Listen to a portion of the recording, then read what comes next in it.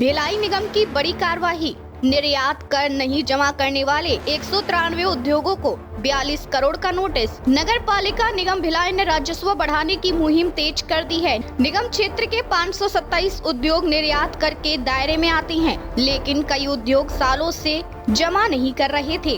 निगम ने अब सख्ती दिखाते हुए छत्तीसगढ़ नगर पालिका निगम अधिनियम के तहत कार्यवाही शुरू कर दी है।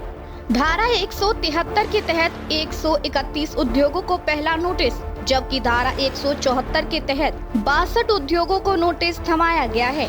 इन 193 उद्योगों पर कुल 42 करोड़ रुपए का निर्यात कर बकाया है। वहीं फिलहाल सिर्फ 14 उद्योग ही हर साल 3.49 करोड़ की राशि निर्यात कर के रूप में जमा कर रही हैं। इनमें भिलाई इस्पात संयंत्र, अतुल ऑक्सीजन, विश्व विशाल समेत अन्य बड़े उद्योग शामिल हैं।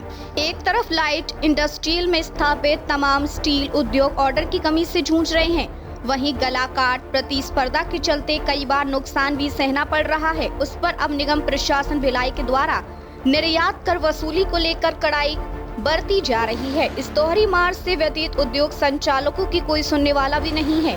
हालांकि निगम भिलाई के द्वारा शुरू किए गए निर्यात कर का ज्यादा फर्क छोटे उद्योग संचालकों पर कम ही पड़ेगा, पर निगम ने इस कर की वसूली को लेकर सभी उद्योगों को एक लाइन में खड़ा कर दिया है।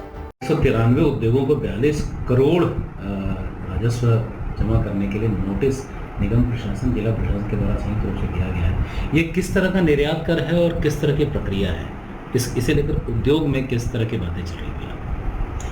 ये हम लोग को जहाँ तक जानकारी है, 3-4 महीना पहले हम लोग मई के महीने में फर्स्ट टाइम जब नोटिस आया था, हम लोगों ने महापौर जी से भी जाके मिले थे, आयुक्त महोदय को भी चिट्ठी दिए थे कि निर्यात कर जीएसटी से पहले निर्यात कर जिसका 100 करोड़ से ऊपर टर्नओवर है उसको निर्यात कर लगता था।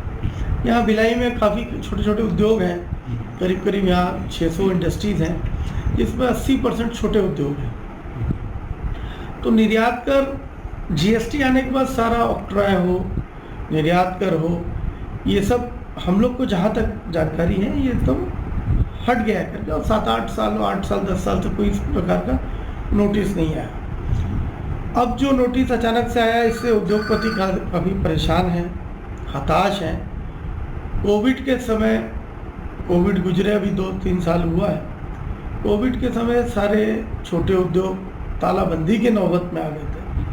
अरविंदर सिंह जी, उद्योगों की स्थिति वर्तमान में भिलाई में, क्योंकि यहाँ पर एक बोलते हैं कि महारत्न इकाई सेल की भिलाई इस्पात संयंत्र है, उससे जुड़े उद्योगों की वर्तमान में क्या स्थिति है और किस तरह की पॉलिसी होनी चाहिए ताकि उद्योग स्थिति सुधार हो? मैं आप सभी प्रेस बंधुओं का बहुत बहुत धन्यवाद करता हूँ कि आपने ये उपराला किया है कि उद्योगों की हालत आपने पूछी। यहाँ पे भिलाई में एमएसएमई उद्योग जो है उनकी हालत बहुत नाजुक चल रही है, और ये स्थिति अभी से नहीं चल रही है, काफ़ी टाइम से चल रही है, जिसके लिए रेगुलर एमएसएमई उद्योग काफ़ी प्रशासन सबसे चीख के बोलता जा रहा है कि इन उद्योगों को बचा लिया जाए, क्योंकि यहाँ पे सबसे बड़ा उद्योग हब है ये भिलाई।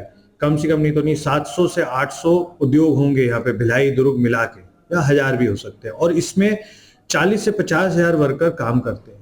और आप देखिए धीरे जब आप घूमेंगे, क्योंकि आप लोग तो बहुत घूमते हैं, आप लोग का एक एक उद्योगों की आप हालत जब देखने जाएंगे तो कई उद्योग तो यहाँ पे बड़े बड़े उद्योग बंद भी होते जा रहे हैं, क्योंकि आज उद्योगों के लिए कोई नीति ही नहीं है।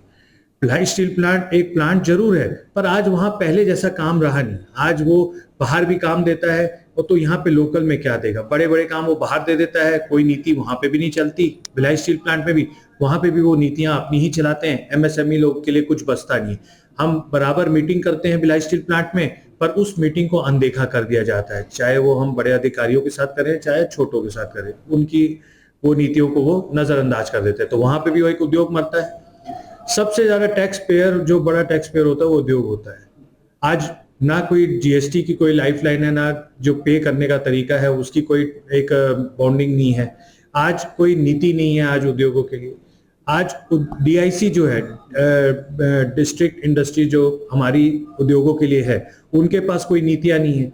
आज कोई भी उद्योग अगर सरवाइव कर रहा है तो सिर्फ और सिर्फ एक उसमें एक बोलते हैं जिसको एक दिन एक अमृत दिया गया है तो वो चल रहा है। अगर वो अमृत कोई छीन लिया गया तो वो भी अब खत्म हो जाएंगे, जो थोड़ा बहुत अमृत बचा है।